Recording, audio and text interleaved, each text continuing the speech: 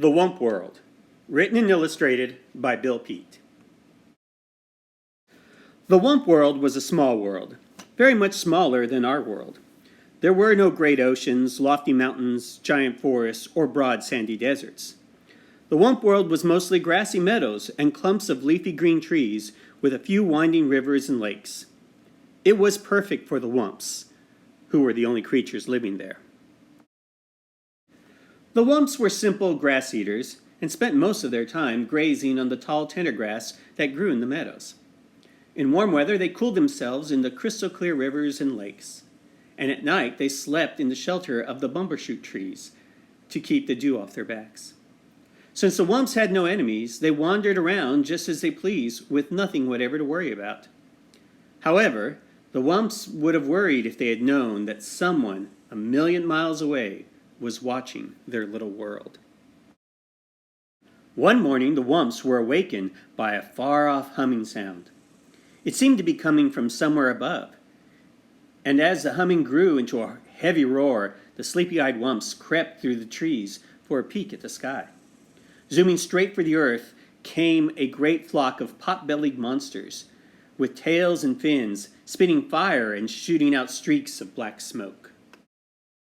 As the monsters swooped down to land, huge legs sprang from their bulging sides, and like gaping mouths, doors flew open. Then ramps shot to the ground, and down the ramps came a horde of tiny creatures swarming out onto the meadow. These were the pollutions from the planet Politus. They had left their worn-out old planet to start a new life in a new world. After such a long journey, the pollutions were overjoyed to find themselves on solid ground once more. They were all prattling with excitement as they followed their leader, the topmost pollution and world chief, across the meadow. At the top of a hill, the chief stopped for a long look at the surrounding countryside. Finally, he said, "Looks good. We'll take it.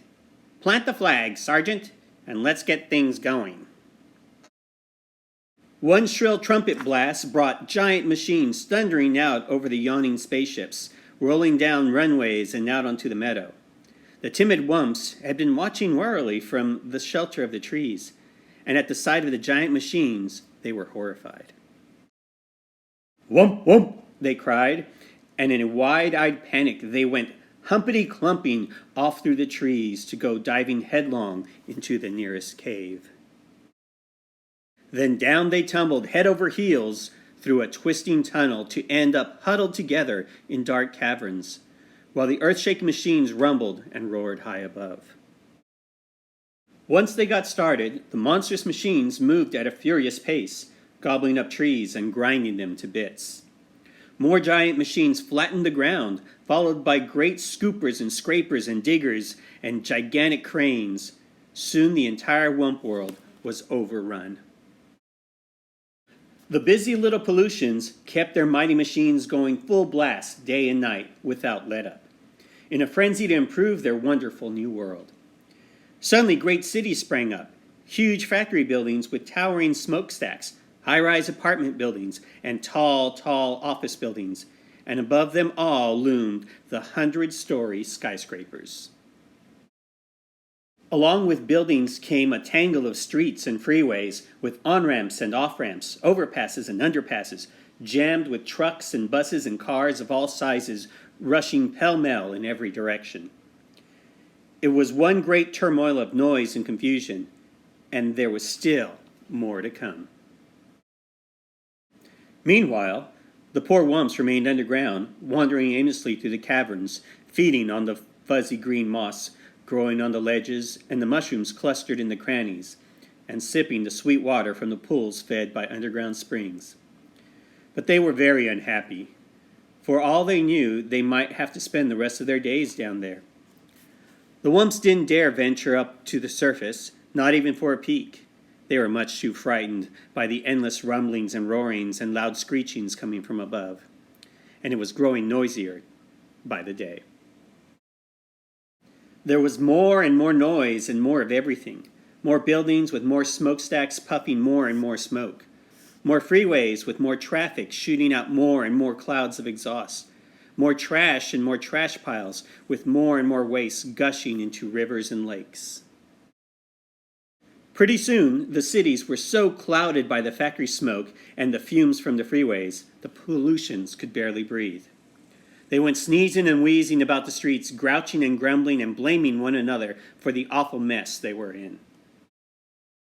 One day, an angry crowd gathered outside the World Tower building, demanding to see the World Chief. When the chief appeared on his balcony, all the pollutions began shouting at once, "We can't breathe the air! We can't drink the water! And we can't stand the noise! We've had enough!" "Ah-ah-ah-ka-choo!" sneezed the chief. "I know just how you feel, and something will be done at once. I promise." With no time to lose, the chief called for a meeting with his 3 top outer spacemen. "Gentlemen," he said, "this world of ours has gone sour. We've got to get out of here quick. But first we must find a new world, a better one. That's your job, men, so get going." "Righto, Chief," barked the men, and within 15 minutes they were at their spaceport aboard their spaceships. Then zwoosh, zwoosh, zwoosh. The men took off in 3 directions, and in seconds they were zooming out in outer space at 7,000 miles an hour. Days passed with no word from the outer spacemen. After waiting a week, the world chief flew into a rage. "Last and all," he bellowed, "what's keeping those blithering bubbleheads?" Then one Monday morning, out of the dark, smudgy sky, swoosh, one of the spaceships. As the ship touched down, the man hopped out shouting, "I've done it! I've done it! I've found a new world! A bigger and better world!" "Nice going, lad," cried the world chief, and the crowd gathered at the spaceport gave their hero a great rousing cheer, which ended in a fit of sneezing. In no time, the great news was sent flashing around the world over radio and TV, warning all pollutions to be packed and ready to go within 24 hours. At dawn the next day, the entire population swarmed into the Space Center and crowded aboard the giant spaceships. After double-checking to make sure all pollutions were accounted for, the world chief gave the signal for blastoff.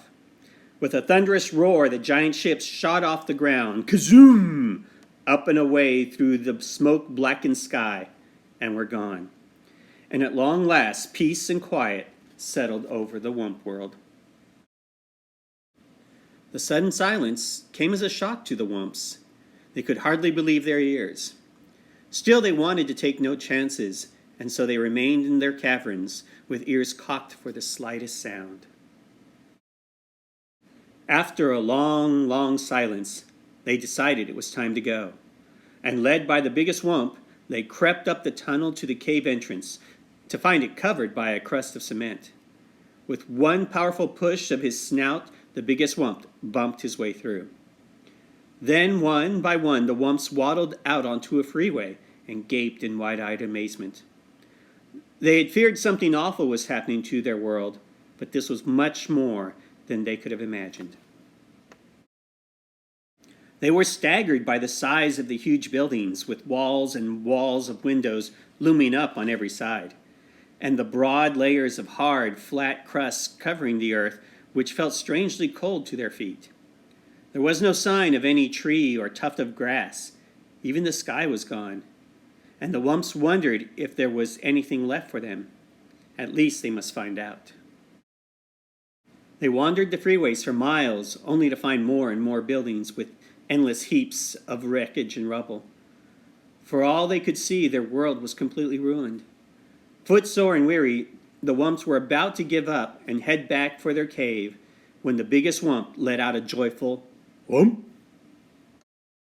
Just ahead of them was a grassy meadow with a clump of bumbershoot trees, all that was left of their lovely world. Wumping for joy, the Wumps went bounding off the freeway out onto the meadow. Pretty soon, the hungry Wumps were munching away on the tall, tender grass. Now there was new hope for the Wumps.